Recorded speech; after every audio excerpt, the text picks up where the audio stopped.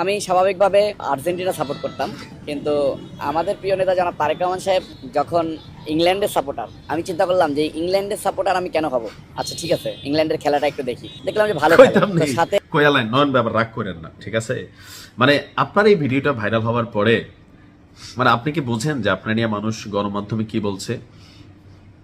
বাংলাদেশ ছাত্র দলের খুবই গুরুত্বপূর্ণ একটা ভূমিকা এই মুহূর্তে আছে ছাত্র দলের নেতা সাবেক সম্মত নয়ন, যিনি আওয়ামী লীগ সরকারের সময় কারা নির্যাতন হয়েছেন, জুলাই আগস্ট অভ্যুত্থানে তিনি সম্মত গুলির শিকার হয়েছেন। একটা প্রোগ্রামে আমি দেখছিলাম, তিনি বলছিলেন সবকিছু ভালোই ছিল, কিন্তু এই যে ধরেন উনি যে আর্জেন্টিনার সাপোর্টার থেকে কেন ইংল্যান্ডকে সাপোর্ট করলেন, এই যে একটা যুক্তি দেখাইলেন, এটা থেকে কেউ কেউ ওনাকে বলছে তেলবাজ, কেউ কেউ বলছে যে পাগলা ভক্ত, যে নেতার প্রতি এমন মেন্টালিটি যে পুরো একটা টিম চেঞ্জ করে ফেলছে এরকম কর্মী। আসলেই তারেক রহমানের সৌভাগ্য যে নয়নের মতন তিনি একজন কর্মী পেয়েছেন। যদি এই দেশে বিএনপির সকল কর্মী এরকম নয়নের মতন হইতো, তাহলে হয়তো বিএনপির অবস্থান আরো শক্তিশালী হইতো। এখন কেউ কেউ বলছেন আবার, যেমন আওয়ামী লীগের তারা যদি মনে করে যে এখন যেহেতু ভারত শেখ হাসিনাকে আশ্রয় দিয়ে রাখছে, ভবিষ্যতে এই দেশে তো ভাই অর্ধেক হয়ে যাবে আপনার ভারতের সাপোর্টার। এখন কিন্তু অনেকে এরকম নাই, রাজনীতির জায়গায় অনেকে রাজনীতি, দেশের জায়গায় দেশ রাখছেন, খেলার জায়গায় খেলা রাখছেন। আসলে নয়ন এখানে কি কাজ করছেন, কেন তিনি এত ভাইরাল বা এটা সমালোচনার মধ্যে পড়ে গেছেন?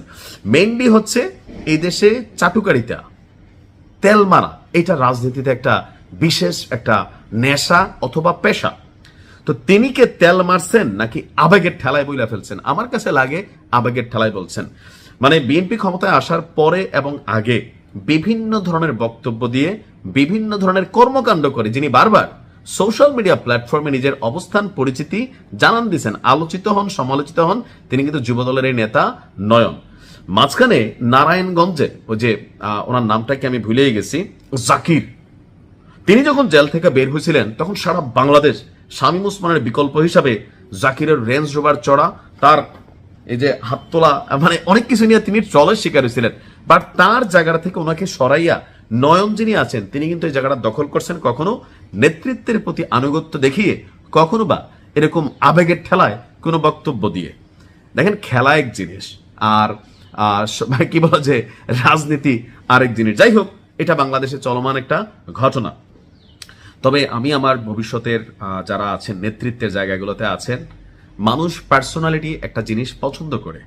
একজন হেভিওয়েটের নেতা হইতে গেলে তার কথাবার্তা, চালচলন, কাজকর্মে সবকিছুতে একটা সৌন্দর্য থাকা লাগে, যে হ্যাঁ আমি একটা দলের সাপোর্টার, আমার নেতার প্রতি আমার আনুগত্য থাকবে। কিন্তু এমন বক্তব্য দেওয়া উচিত না যেটা দিয়ে মানুষের কাছে আপনার রাজনৈতিক ওজনটা কমে যাবে।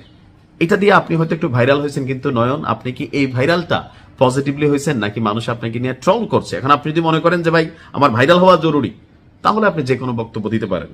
জনাব তারেক রহমানকে ভারত আশ্রয় দিয়ে, আপনার ইংল্যান্ড আশ্রয় দিয়েছে, পলিটিক্যালি তিনি সেখানে অবস্থান করেছেন, এই জন্য বিএনপির নেতাকর্মীরা কৃতজ্ঞ থাকা উচিত, সেটা আলাদা। যেমন আওয়ামী লীগের নেতাকর্মীরা ভারতের প্রতি বরাবরই কৃতজ্ঞ থাকে। কেন? কারণ তারা মনে করে ভারত তাদেরকে ক্ষমতায় আনছিল, বা এখন এই মুহূর্তে তাদের দুর্দিনে ভারত তাদের নেতাকর্মী থেকে শুরু করে সর্বোচ্চ নেতৃত্বকে সাপোর্ট দিচ্ছে, সেখানে তারা আশ্রয় দিচ্ছে সেই জায়গা থেকে। কিন্তু খেলাধুলার বিষয়টাতে যদি যে মনে করে যে না, ভারত শেখ হাসিনার আশ্রয় দিছে, সুতরাং ফুটবলে যেদিন ভারত যাবে সব আর্জেন্টিনার তারা ভারত সাপোর্ট করবে, সব ব্রাজিলের তারা ভারত সাপোর্ট করবে, এইটা একটু অতিরিক্ত হয়ে যায়। তারপরেও যার যার বুঝ ব্যক্তিগত জায়গা থেকে এটা নয়নের জন্য একটা পরামর্শমূলক ভিডিও, যেহেতু তার মধ্যে এই মুহূর্তে ভাইরাল অবস্থানে আছে। আগামী দিনে নিজেকে কেমন নেতা হিসেবে উপস্থাপন করবেন, এই সময়টা হাতে খড়ি বলেন, প্র্যাকটিসিং বলেন, এখন কিন্তু চলছে। ভাইরাল হওয়া যায়, একটা হচ্ছে রাজনৈতিক কথাবার্তা প্রজ্ঞার মাধ্যমে, আরেকটা আছে এমন এমন কর্মকাণ্ডের মাধ্যমে যেটা প্রতিপক্ষের যারা রাজনীতিবিদ আছেন অথবা দল আছে তারা আপনাকে ট্রলের শিকার করবেন। বাকিটা আপনার চিন্তা। ভালো থাকুন, আসসালামু আলাইকুম।